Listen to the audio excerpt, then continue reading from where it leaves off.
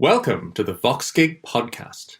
We talk to people in the developer community about developer relations, public speaking, and community events. For more details, visit voxgig.com/podcast. All right, let's get started.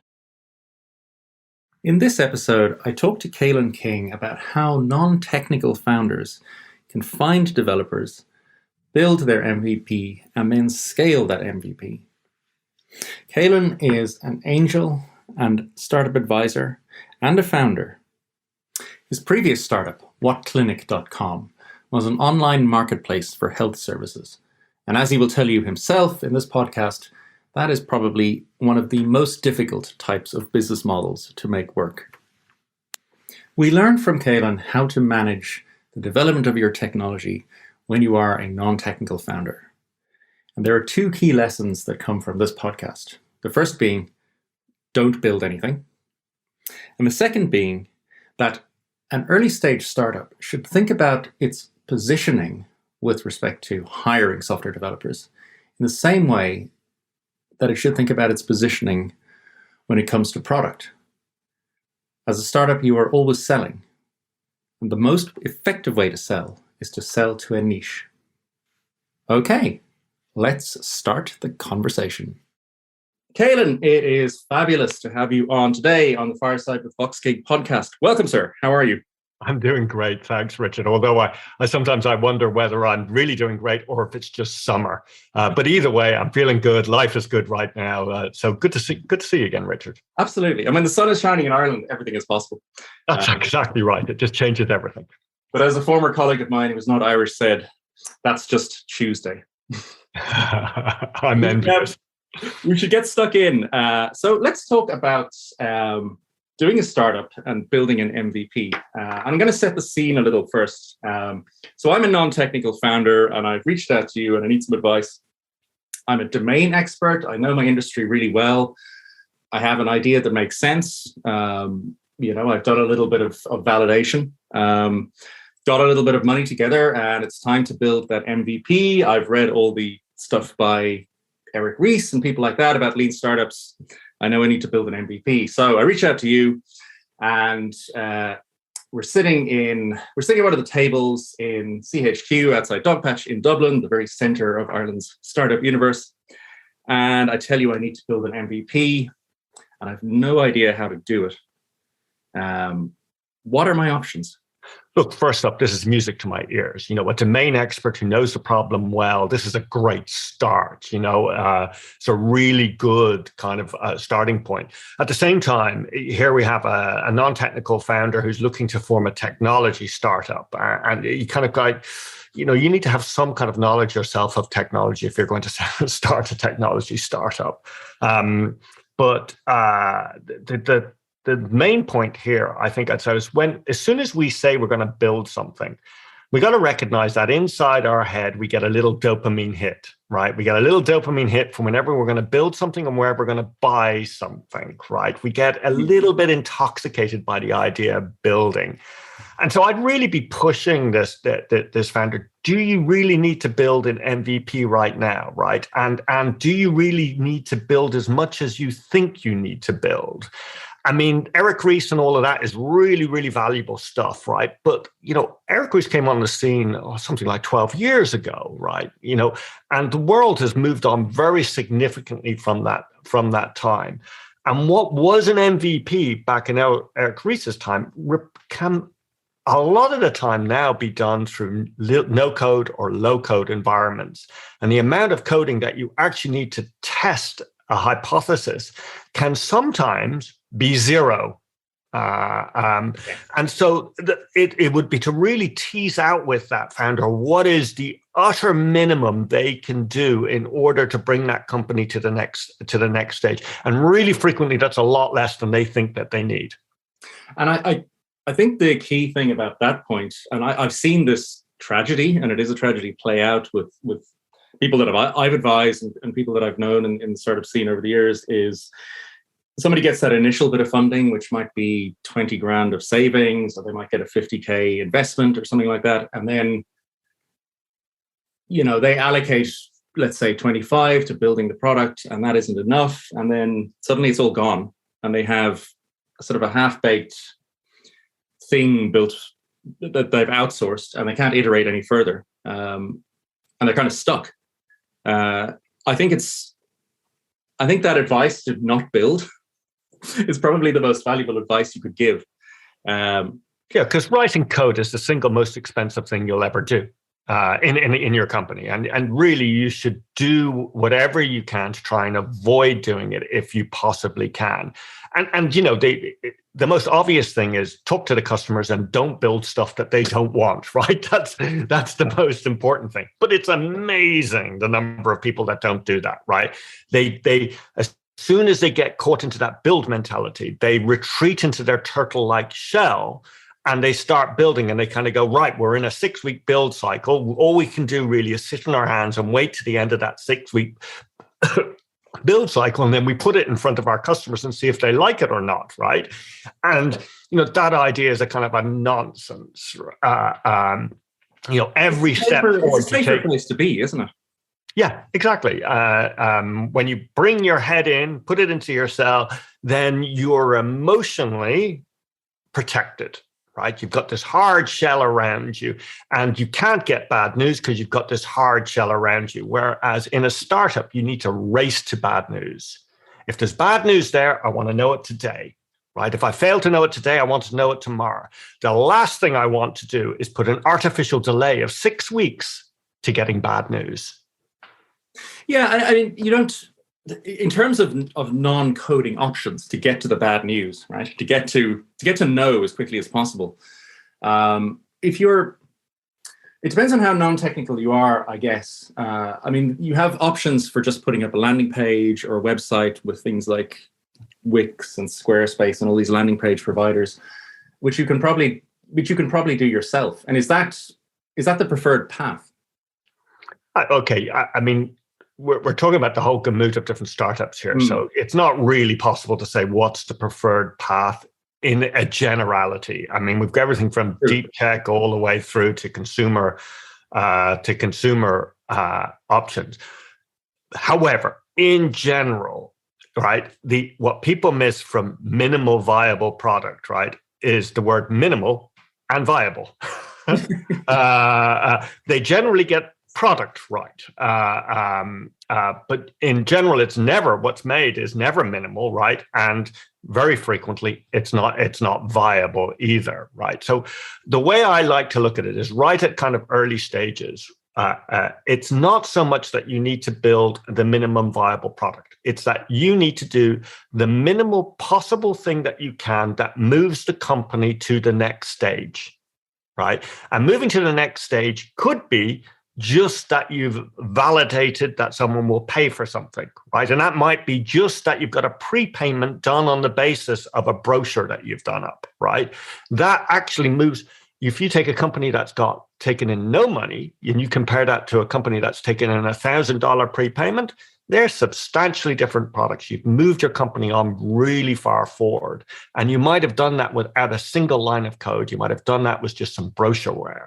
Now, I'm not saying that's appropriate all the time, right? But we have loads of tools for being able to test hypotheses that aren't code, right? They're either marketing, they're advertising, they're no-code solutions, there's low-code solutions, there's putting up a landing page and having the functionality being completed by you. I mean, these ideas are as old as the hills. I remember back in the 80s, there was a scandal of this computer program that could read radiology reports better than radiologists. And all they were doing in the back end was sending them off to India, to radiologists in India that would do them for a tenth of the price. And they were as good as... And it was a scam because everyone thought it was a program doing it. But in terms of validating a process, that's a really good process. You know, you test that. Does the customer want the product that you want, and will the customer pay for the product that you want? And you've got no code written. You've got humans doing it in the back end. Of course, you can go a little bit too far, right? So don't do a Theranos, right? Well, I mean, that's at a different scale. Yeah, it is absolutely. Let's break it down a little bit in terms of the type of startup that you're doing, I think that is relevant. My personal experience is only with the B2B end of things. And I know you've done more of the B2C stuff, or you've seen a lot these days because of all the advice that you give. But in the B2B end of things, it's super easy in one sense because you don't even need a decent website. Yeah. It's very high touch. You can launch a product where it's basically a model in Excel or something. Yeah. Which relies on your domain experience. But in B2C, and I've helped build B2C MVPs and products for people, it's just way harder. I would almost say don't do a B2C startup. And your advice might be good advice. I mean, if we look just at the statistics, B2B businesses tend to exit at a greater rate than B2C. So if you're just betting it in a binary fashion of are you successful or are you not, you stand a much greater chance of being successful in B2B than you do in B2C. However, the exits in B2C tend to be larger than the ones in B2B. Right. So in other words, you get far more modest successes in B2B, and you get far fewer but much bigger successes in B2C.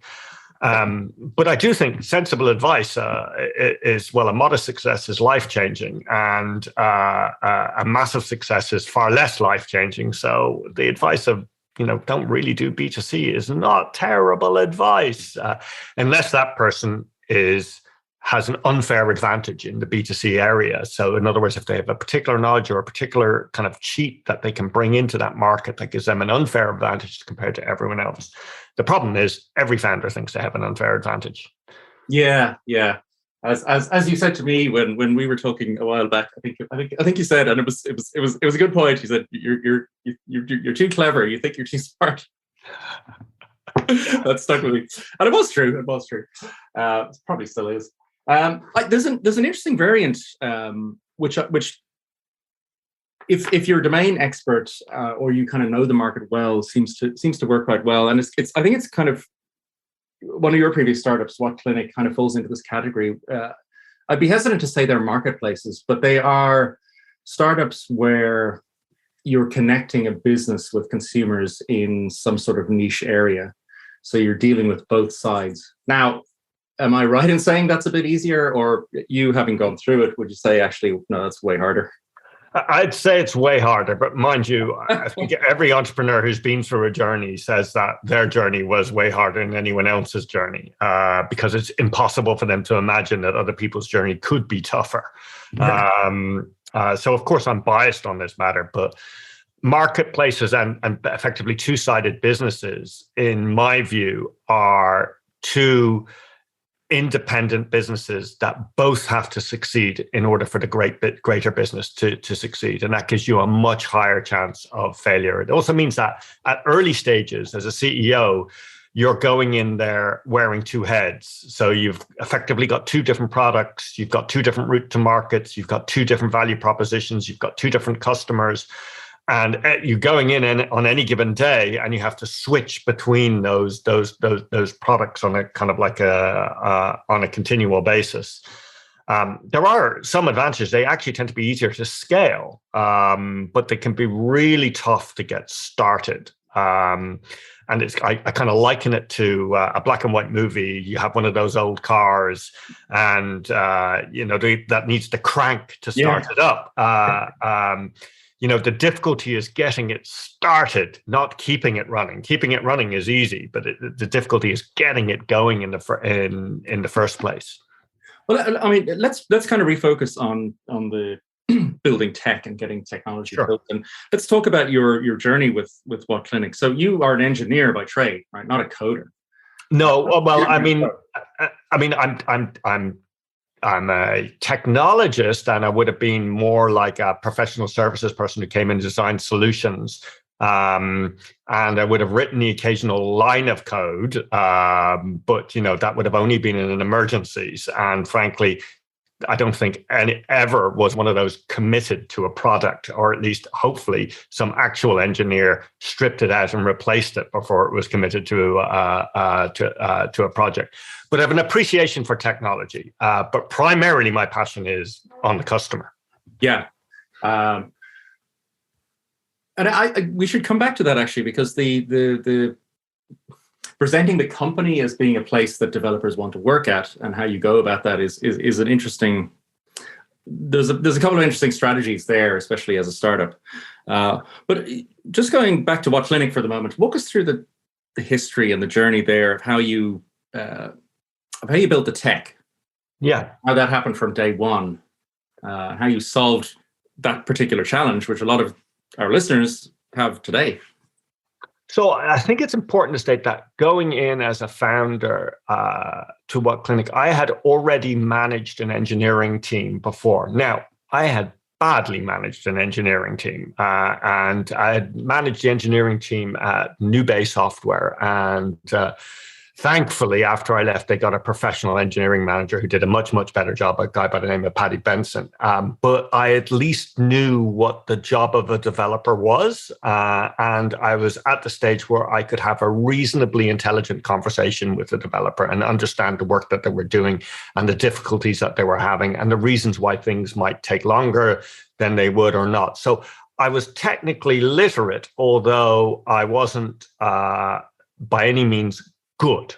I was good enough that I could delegate, but I wasn't good enough to be able to be able to do the job myself. And the very first thing I did at that time was I hired my first developer who literally arrived in the country around 6 hours before I hired them.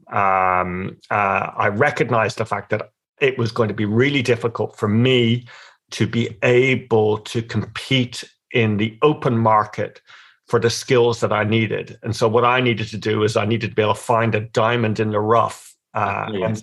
And so I hired someone, it was a Brazilian guy, a great guy, actually. Turned out to be one of our best employees, but he barely spoke English. And he was in the country 6 hours, and he needed a job, and I was able to move quicker and get in and get him working long before he even interviewed for anyone else or even thought about interviewing for anyone else. Did you hire him as CTO, or was it just a sort of generic developer? No, I didn't. And I'm not saying that this is the right approach or the wrong approach, but I do notice that there is a trend lately to, get that first technical talent in as CTO. And that thought really never crossed my mind at the time. In my mind, the time for a CTO was when the company was actually much larger. It's kind of like, I in my viewpoint, I'm not saying I'm correct here, right? But like my viewpoint is that the first financial person you hire isn't a CFO. Yeah. I mean, you just need some invoices put out and your accounts reconciled. And similarly, the first marketeer you hire isn't your CMO.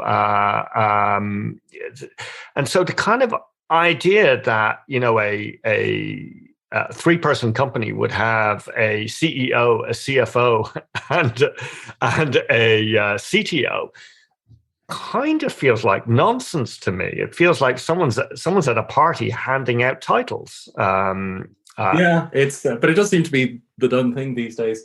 I mean, my what I often say to people who are trying to hire their first developer is, if you hire the CTO straight away, well, that's effectively a co-founder, and then you have a whole different discussion. And if you're hiring a junior dev as a co-founder or a CTO, that's probably not the right way to go.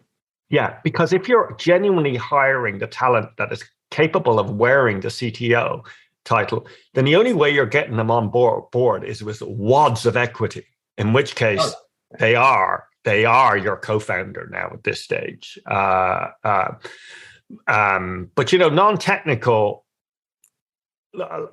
non-technical founders tend to be reluctant to give away the wads of equity necessary to attract someone who's capable of properly holding the CTO title. Yeah, and that means that anybody who does take it for little or no equity isn't right for the job. It, by definition, isn't right for the job. Like, I mean, by definition, they're not right for the job unless they're taking wads of equity. I like this idea of diamond in the rough. And that seems to be the most effective strategy. But how do you find one? How do you find a diamond in the rough? I mean, the first thing the thing about a diamond in the rough is that it comes at a cost. It's not like it, like the thing about a diamond in the rough is that you go through the rough, okay? Yeah. Like you go and you search for it. So like you've got to accept that your diamond in the rough is going to come with costs, and you got to figure out what costs you're willing to pay. So with Rodrigo, my first Brazilian developer, it was that communication is going to be difficult, and I've accepted the fact that communication is going to be difficult, and I also and that allows, and because his English was bad and my Portuguese was non-existent, and so just communicating was going to be difficult, and I was willing to pay that kind of price. And I know that I stand a chance of getting this diamond in the rough because Google aren't going to be willing to pay that. Well, they might have with multilingual teams, but the larger companies are simply going to not be willing to pay that price. And so you've got to figure out, well, what legwork you're willing to do, and that tells you then in terms of well, what individual developer submarket you're going after. Yeah, and I think that's an important point, right? The developer submarket, because there's one aspect which is managing developers, and we'll return to that in a minute. But in terms of presenting your company as, it's kind of like a product. I know this is your wheelhouse, right? It's kind of, you're kind of productizing your company as a place to work for developers. And putting the work in to define that helps you go to the right niche, right? Yeah, you're exactly right with the analogy, as it's just like building a product. And we all know this now through a lot of prior art, that the idea of building a product for everyone is kind of nonsense. You need to find out which is the best market, and then narrow that and narrow that and narrow that, and build for a very specific market, and then expand over time. But the idea, like of launching tomorrow a streaming service that applies to everyone on the internet, well, you're going to lose against Spotify every single time. Right. Whereas you could conceivably, I don't know if this is true or not, and this isn't, I possibly chose a terrible analogy. You could possibly launch a streaming services that focuses on death metal, right? And being the best death metal streaming service. And you might be able to compete against Spotify, against death metal fans, right? And do quite well there. And once you've conquered that, then you can move to the left and can move to the right. Well, it's the same thing with trying to get developers, trying to be an attractive place for developers to work. You could try and be an attractive place for the generic, homogenous, mythical developer that exists out there, right? In which case you're competing head-to-head with Google and head-to-head with Facebook, and you're going to lose every time to them, because that's who they're trying to appeal to, and they have the scale and the breadth to be able to provide generically attractive place to work. Like Google has a swimming pool in its basement, right? So they appeal to swimmers, right? They have canteens, so they appeal to everything that you could possibly do that Google does at least a good job of doing that. So the idea of trying to compete on the generic field is kind of a nonsense. And so right at the kind of early stage is you get to decide, well, which kind of subcategory so if you're going to focus on developers who like ultimate frisbee, well, you better be near a playing pitch. If you're going to appeal to developers who live in South Wicklow, well, your office better be in South Wicklow. So you get the kind of idea that I'm talking about here is developers are such a large group, and there's every single subcategory within that group. And the idea of saying developers need or developers want is kind of a nonsense, because you can't appeal on a broad range. You have to focus on the type of developer that you want. And right at the very early stages, I'm not saying this is necessarily a good idea, but in what clinic, my viewpoint is I am going to focus at the early stages on people who have just landed in Ireland. I'm going to have a set of procedures that helps them get their work permits. I'm going to do whatever it takes for them in order to get them into the country if needs be. I'm willing to put up with communication issues if I can get the technical talent that I need. And that worked for a while. It worked very effectively for a while. But then, as the company kind of scales, you need to change that to a new kind of subcategory. Yeah, and it does. So, do you mean, is it related to your business, or do you choose some sort of technology niche? I wouldn't be. I'm not talking about choosing a technology niche. I'm talking about choosing a kind of like a horizontal slice of developers. And so, like, if you take people who are coming into the country, you get every technology skill in there, right? But you can target people who have just landed in the country, right? They all go to the same forums, right? They all ask the same questions in the same public spaces. They all go to the same meetings, right? They all appear at free English language classes. That, the list goes. Yeah. It's really easy to target that kind of group where. And yes, you can target, to say artificial intelligence. They all hang up in one place as well.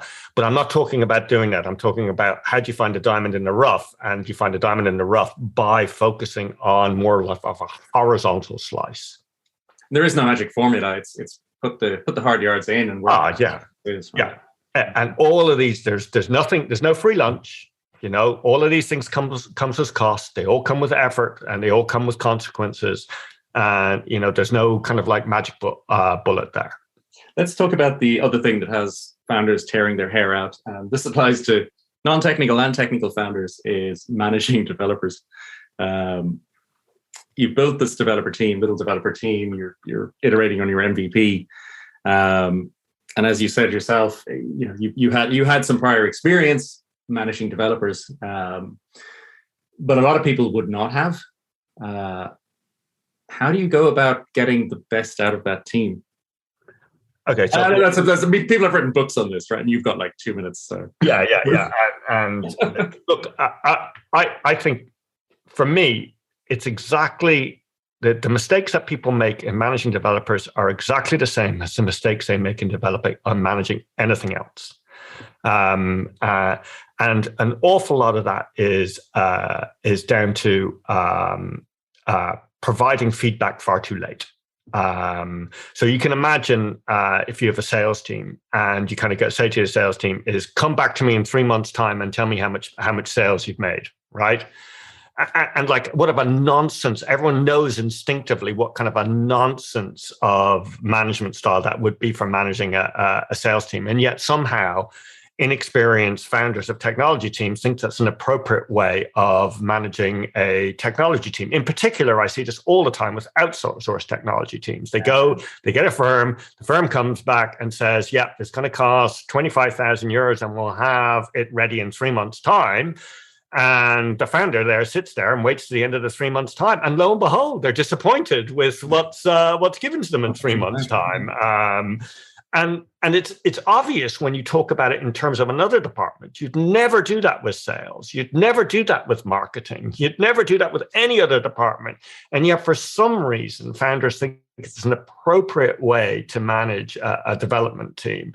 And so it's not a question of micromanagement because you're not skilled enough to be able to tell someone what to do. It's a matter of making sure that there is constant awareness of what's being done and constant feedback and constant constant micro changes in focus. Because when you start, even though you think you know what you do, the very second that coding starts to be written, you're always being brought in a very slightly different direction. And every minute that you don't, or minute is every day that you don't redirect that is a further kilometer you've gone in the wrong direction.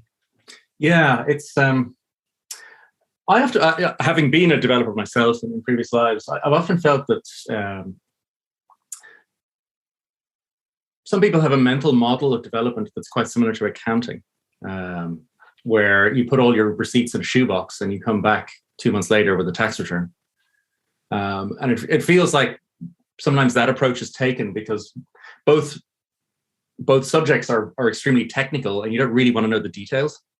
Yeah, but I mean, I've got to say here, Richard, like any technology business that is doing that with their accounts, they should be taken out and shot.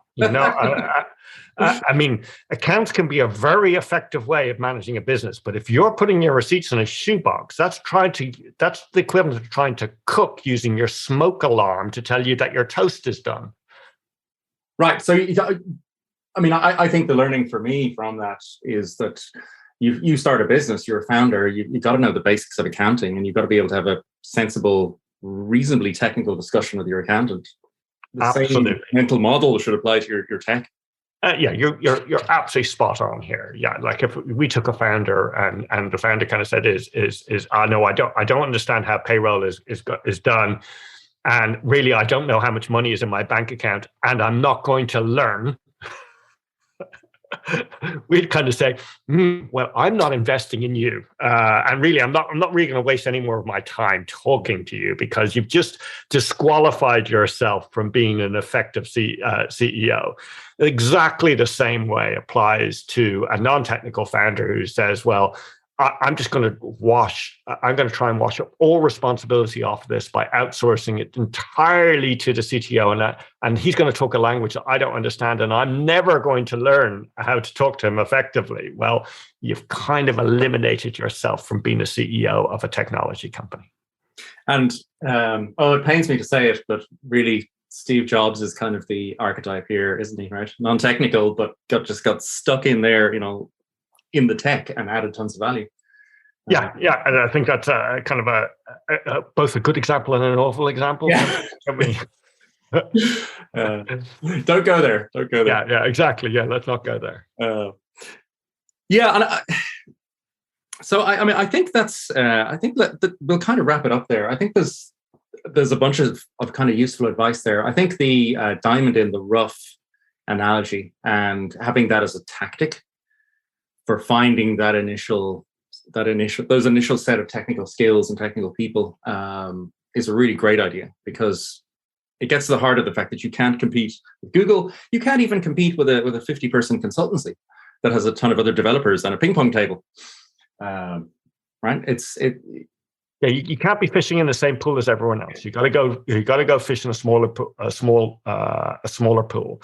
Mind you, that's what I'm working under the assumption here that you're cash constrained. I mean, if you're not cash constrained, well, cash can answer a lot of things, and you can, as much as, it really does pain me to say it, and it really does, but you can just go give a good recruiter a stack of money and be prepared to pay top dollar, and you can probably get developers that way, but you really need to be extraordinarily well capitalized. Yeah, and that brings a whole bunch of other problems. I mean, you can hire people out of the large companies, out of the Googles and SABs and all that sort of stuff, but they may not be suitable for startups. Oh yeah, that's totally correct. Yeah, you really don't want to be.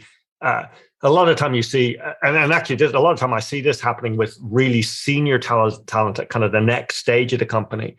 Is companies go, right, it's time to scale. We need to hire a CTO or a head of sales, right? And they hire them out of one of the big American companies, and they come in and they're totally incapable of operating with your environment. They need a support team of 6 people in order to do anything. Yes. And they break your company in the process of doing it. It's a really common reason why companies go bust is they hire talent that can't do the job today, but can do the job in 2 years' time. And the company dies waiting for this person to actually be able to do anything. Yeah, it is. And that's having a lot of money or a lot of funding is not it's not all good. Unfortunately, you can make bigger mistakes faster. As I have discovered myself in various other lives. Caelen, thank you so much. This has been absolutely wonderful. And hopefully we managed to help 1 or 2 founders get over the hump.